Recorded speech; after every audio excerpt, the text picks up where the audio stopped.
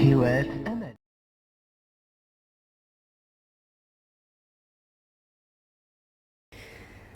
السلام عليكم، مرحبا بكم معايا في قناه هواة امل. الوصفه ديالنا ديال اليوم ان شاء الله غادي تكون عباره على بريوش كيجي ناجح بعجينه كتجي خفيفه وبحال القطن.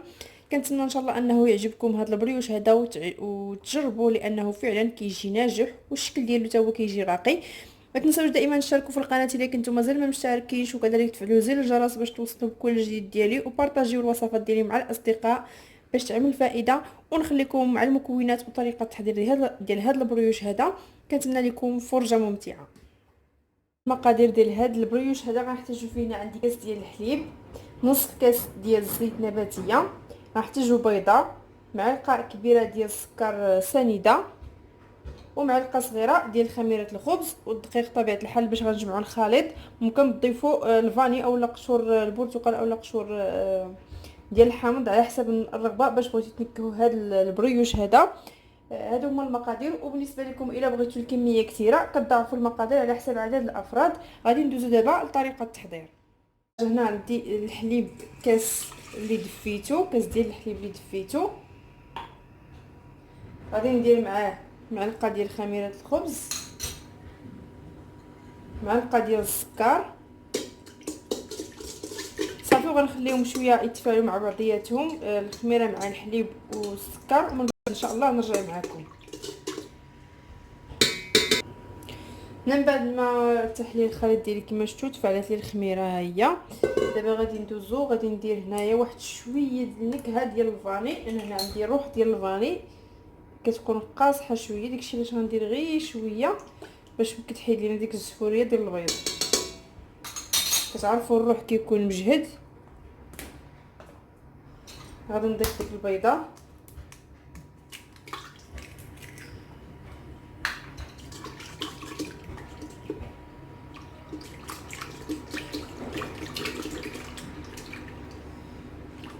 غادي نضيفو الزيت، كنضيفو كاع المكونات مع بعضياتهم، كنخلطوهم مزيان. غنضيف واحد التقريصه ديال الملحه،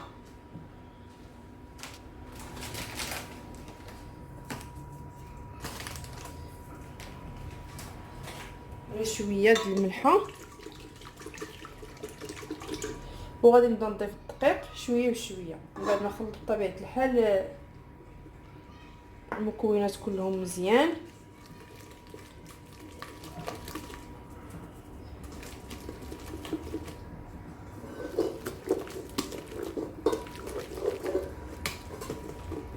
كنبقى نخلط بالطراب بحال هكا حتى كيقرب يتجمع لي الخليط. وكنبدا نبدا نجمع بيديا باش كنتحكم في العجين ديالي اكثر، وكندلكوها شويه. بالنسبه لكم الا بغيتو ديروها في العجينه كديروها، بغيتو ديروها في حتى هكا تدلكوها غير بيديكم، كدلكوها اللي بغيتو. انا هنا غادي نديرها تدلك شويه بالعجانه، ما غاديش نديرها بيدي، ولكن ممكن ديروها غير تجمعوها. الناس اللي ما كيبغيوش يدلكوا ما عندهمش العجانه، ممكن غير تجمعوها وتخليوها ترتاح، ديروها في بلاستيك الغذائي وتخليوها ترتاح، تسدوا عليها وكتخليوها ترتاح واحد 10 دقائق. دابا مع البرد راه كتاخذ شويه الوقت باش تخمر وترتاح. صافي انا هنا غادي نبدا نجمع في بيديا الخليط، وغادي نضيف الدقيق شويه بشويه وانا كنجمع، وفي نفس الوقت غادي نديرها في كما كتشوفوا معايا. عفوا من بعد ما تدلكات ماشي ارتاحت.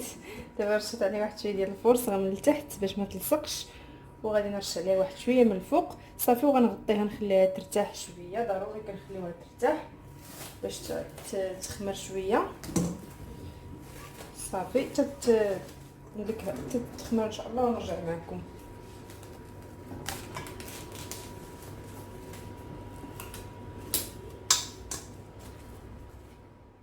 لما ارتاحت راه خليتها ترتاح نيت مزيان، تضاعف الحجم ديالها كما كتشوفوا معايا.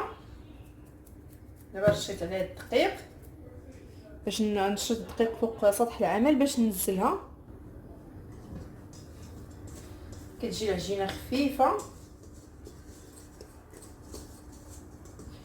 ما تخافوش عليها، واخا تخليوها فتره طويله زعما ما تخافوش تقولوا غادي تخسر لكم ولا شي حاجه، يعني كتعجنوا وتخليوها تقطيو شحال من حاجه.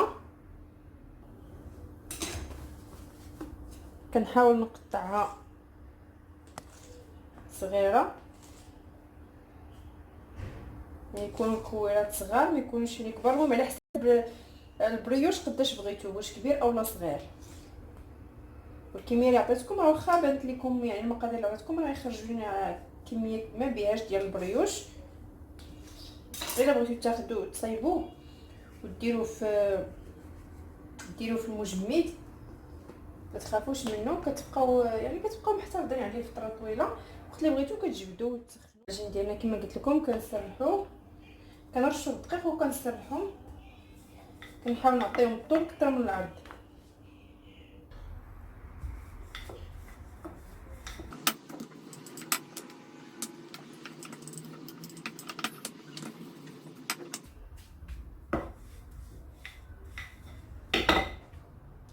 كنجيو لهنا كنبداو نشرطوا في العجين ديالنا بهذا الشكل هذا، وما كنحاولوش نوصلوا للجناب، كنشرطوا غير الوسط من هذا الجنب ولا من هذا الجنب. كنخليو العجين ديالنا يعني مشدوده من هنا ومن هنا، وكنحاولوا نديروا نلويو العجين ديالنا بهذا الشكل.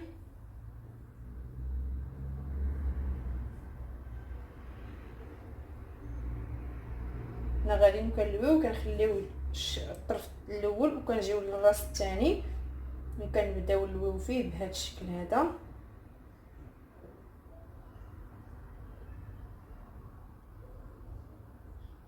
كنجيو غاد الريوس هادو كنلصقوهم بحال هكا وكنحاولوا نسدوهم بحال هكا. كنوركوا على هذا الجنب هذا بحال هكا، وهاد البلايص هادو كيجيونا مفرقين بحال هكايا. كنحاولوا نوركوا شويه على المس باش يجيونا مفرقين بهذا الشكل هذا. كنبقى غاديه مستمره بنفس الطريقه تنكمل الكميه كاع اللي عندي، وان شاء الله نرجع معكم باش ندهنوهم وندخلوهم من الفران ونعاود معكم وحده اخرى. راه ساهلين ما تيجيوش صعاب.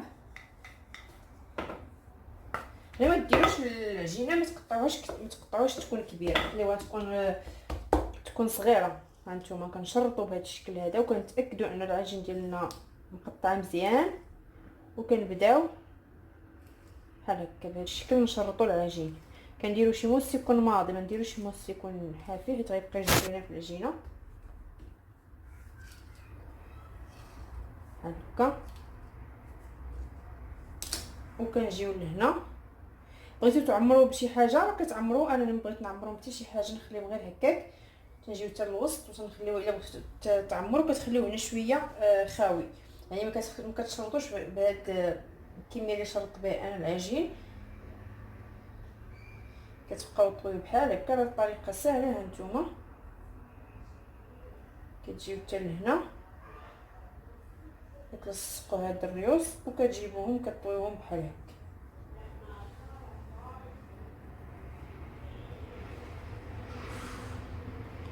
هانتوما غنحطهم في الصينيه اللي غادي ندخلهم فيها الفران تنكملهم ان شاء الله كاملين، ومن بعد ان شاء الله نرجع معكم. الحجم ديالهم شويه كما كتشوفوا غادي ندهنهم بالبيض اللي رشيت عليه واحد شويه ديال خلطته مع شويه ديال الخل باش ما يعطينيش الزفوريه في البريوش ديالي. صافي غندهنهم وغادي ندخلهم للفران. بالنسبه للفران راه ما سخنتوش، خليته بارد باش يزيد يعني نديرهم ونشعل عليهم ونخلي العافيه مهيله منها راه كيطيبوا، وفي نفس الوقت راه كيضاعف الحجم ديالهم يعني يزيدوا مازال يخمروا، لان ما خمروش بزاف ما خليتهمش بزاف يخمروا ماشي مشكل. ولكن ما تخافوش عليهم، غير اهم حاجه الا بغيتو تدخلوهم الفران وتخليوهم يخمروا انكم تنقصوا العافيه وتخليوها مهيله بحال يعني بحال ما غتطفيو الفران ولكن يبقى شاعل باش يطيبوا على خاطرهم وفي نفس الوقت راه كيخمروا.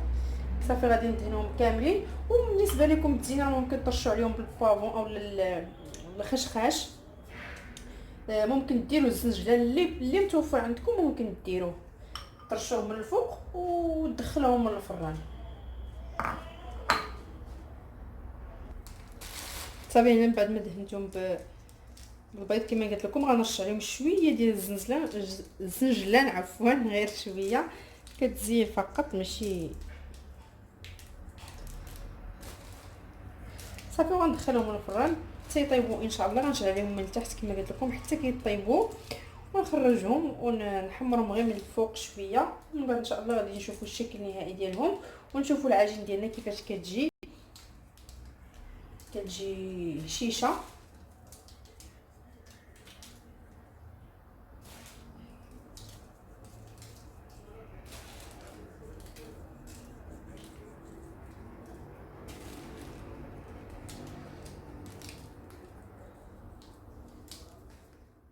وهذا هو الشكل النهائي ديال البريوش ديالي. كنقدموا لكم بالصحه والراحه، وكنتمنى ان شاء الله انه يعجبكم. كما قلت لكم راه الهشيش كيجي رطب بزاف وهشيش، والعجين ديالو كتجي ناجحه 100%. ممكن تشكلوا منها الشكل اللي بغيتو.